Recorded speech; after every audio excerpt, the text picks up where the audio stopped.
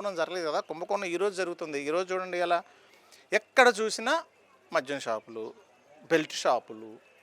ఇవాళ షాపులను కూర్చోబెట్టి తాపిస్తూ ఉన్నారు. ఇవాళ నీకు జగన్మోహన్ రెడ్డి గారు గవర్నమెంట్లో ఎక్కడ చూసినా బెల్ట్ షాపులు అనేది ఉండేది కాదు.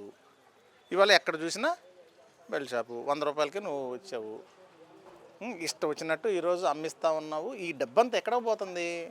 నీ ఎవడెవడైతే ఈ నువ్వు బినామీల ద్వారా ఈ మద్యం సిండికేట్ల ద్వారా పెట్టి వాళ్ళు చేసి వాళ్ళే సంపాదించుకున్నారు తప్ప గవర్నమెంట్ ఆదాయం తగ్గింది.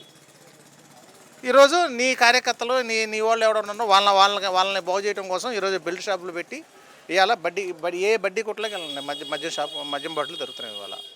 ఇవాళ విచ్చలవిడిగా చేస్తూ ఉన్నారు. దొంగ మద్యం, కల్తీ మద్యం. ఈరోజు పేపర్లో కూడా చూస్తూ ఉన్నాం. స్వీట్లు తయారు చేసి వాళ్ళు చేసి బెల్ట్ షాపుల్లో అమ్మేస్తూ ఉన్నారు. ఇవాళ నియంత్రణ లేదు, ఒక టైం లేదు, ఒక పద్ధతి లేదు. ఇష్టం వచ్చినట్టు చేస్తూ ఉన్నారు.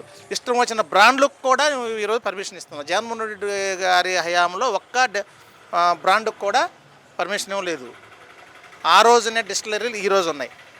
కల్తీ మద్యం అన్నావు, మరి ఆ డిస్టిలరీ పెట్టిన వాళ్ళు ఎందుకు లోపల లేదు? నువ్వు అదే డిస్టిలరీ ద్వారా ఈరోజు మద్యం ఎందుకు కొంటున్నావు? నువ్వు